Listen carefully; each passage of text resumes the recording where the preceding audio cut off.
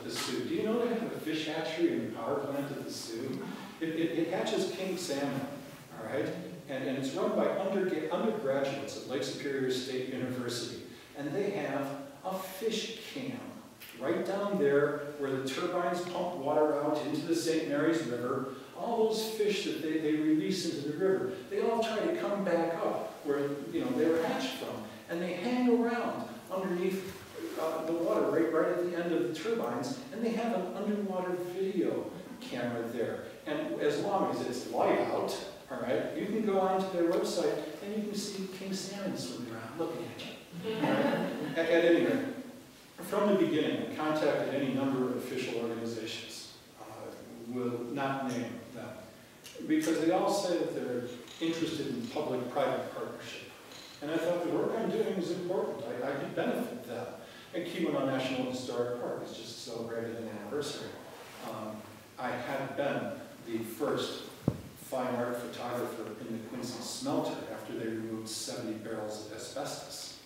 So yeah, and the Quincy smelter, let me tell you, the Quincy smelter is the finest place I've ever been in. You walk in and you go, my goodness, this isn't to human scale. Giants lived here. You've got flywheels the size of houses. And it was amazing. And when I went in, I thought I was going to have a couple, 3 hours. I had this, and the guy, the supervisor of Calumet, or of how who brought me in, he met me at the gate. And he says, "Well, I've only got an hour. I've got a parade to go to."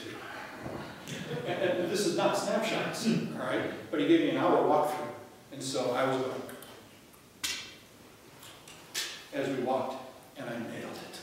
I was amazed. All right, I was just amazed. And anyway, I contacted any number of official organizations, and I got not a single response, not even the courtesy of a reply.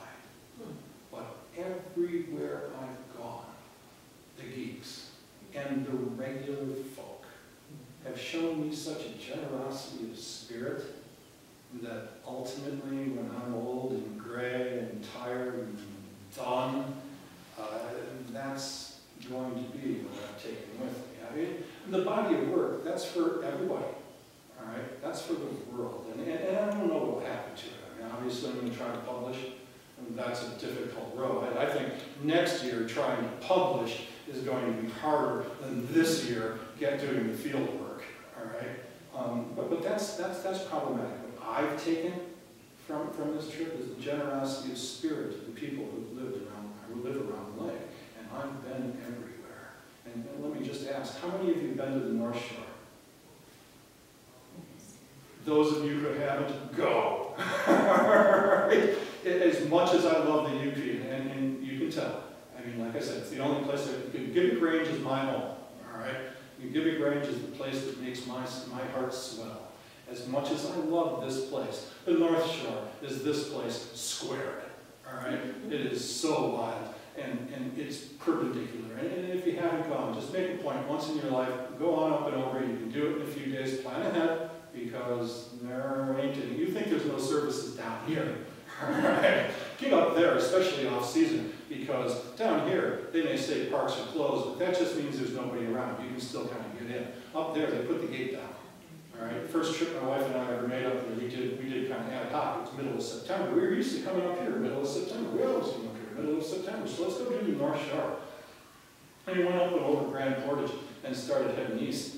And we got to the first provincial park we had meant to spend the night in.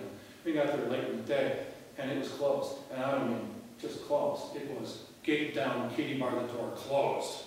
But that's how we discovered the famous Rossport Inn, which is a bed and breakfast in a converted 125-year-old railway station with a gourmet restaurant in it.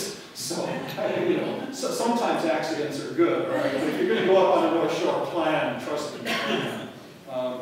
Anyway, what I'm going to take from this whole year is the generosity and spirit of the people I've met. And everywhere I've gone, people have been most kind. They've shared their enthusiasms, they've shared their knowledge, they've been generous with their wisdom and their time. And I gotta tell you, after 12 months on the road, Dan's Cabin and the Friends of the Porkies tops them all.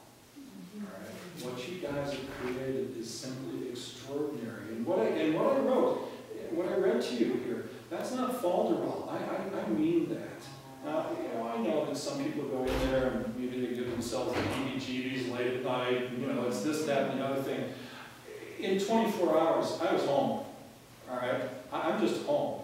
You guys let me live there, and I'm just going to stay there. Right? I'm going to beard down here, and put a shotgun on my lap and say, okay, you're too close, I can see you. Because, boy, have you guys done a thing. And again, like I wrote, you're making the world a better place. You made me a better person.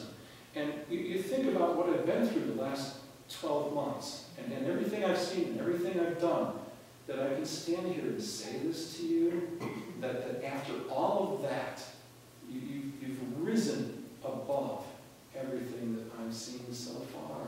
And I very much don't want to leave, but I'm here to tell you that I took great advantage of it, and I did a ton of work.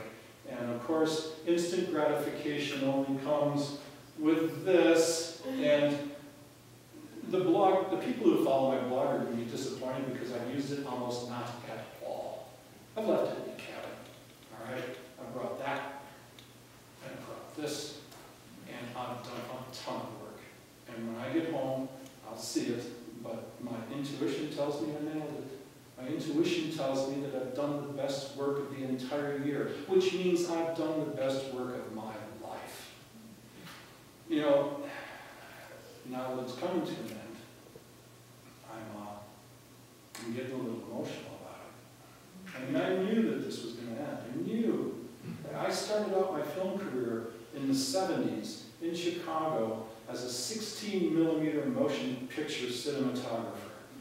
Videotape killed it. Okay, like that, videotape killed it. All right. Then I segued into still lab commercial work, and I was a member of the first digital imaging department in the city of Chicago. It didn't matter. Digital killed that. That business had been in business, had been around, family business for 105 years. Boom, it was gone. So I absolutely knew that the days are numbered, and I'm good with it. Things change. All right, but now that it's coming to an end, it's kind of emotional. And I can't think of any better way to end it than to have done the best work of my life in this place. I'm